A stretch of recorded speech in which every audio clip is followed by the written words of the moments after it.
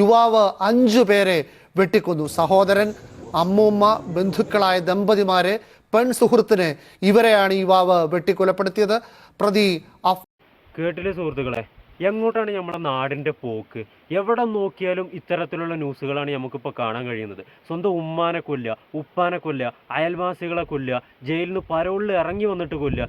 എങ്ങനെ തോന്നിയടാ നിനക്ക് സ്വന്തം അനുജനെ കുഴിമന്തി വാങ്ങിത്തരാം എന്ന് പറഞ്ഞ് വിളിച്ചു വരുത്തിയിട്ട് തലക്ക് ചുറ്റിക്കൊണ്ട് അടിച്ചു കൊല്ലാൻ? എത്ര സ്നേഹിച്ചിട്ടുണ്ടാവും അവനൊക്കെ നിന്നെ? ഇത്തരം ന്യൂസുകളൊന്നും ഒരിക്കലും നിൽക്കാൻ പോകുന്നില്ല. കാരണം ഇത്തരം ക്രൂരതകൾ കാണിക്കുന്ന ആളുകൾക്ക് ഒപ്പമാണ് ഇന്നത്തെ നിയമവ്യവസ്ഥകൾ. അവരെ കൊണ്ടുപോയി അവരെ തീറ്റിപ്പോറ്റും. ഇനി ഇവനെയും കൊണ്ടുപോയിട്ട് നല്ല ബിരിയാണിയും ചിക്കനും ഒക്കെ കൊടുത്തിട്ട് അവനെ തീറ്റിപ്പോറ്റും എന്നുള്ളതിൽ ഉറപ്പാണ്. ഈ നിയമം മാറുന്നത് വരെ ഈ ന്യൂസുകൾ ഇനിയും തുടർന്നുകൊണ്ടിരിക്കും. ഈ മയക്കുമരുന്നിനും പിന്നെ ലഹരിക്കൊക്കെ അടിമപ്പെട്ടിട്ട് എന്തൊക്കെയാണ് കാട്ടിക്കൂട്ടുന്നത്?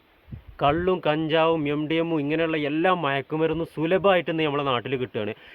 ഇതിനൊക്കെ അവർ അറുതി വരുത്തണം, ഇത് ഇല്ലാതാക്കണം. അതിന് അധികാരപ്പെട്ട ആളുകൾ തുനിയണം, അല്ലാതെ ഇതൊന്നും നിൽക്കാൻ പോകുന്നില്ല. അപ്പോൾ എന്തായാലും ഇത്തരം ന്യൂസുകൾ കേൾക്കുമ്പോൾ മനസ്സിന് വല്ലാത്ത വിഷമമുണ്ട്. അപ്പോൾ എല്ലാവരോടും സ്നേഹം മാത്രം.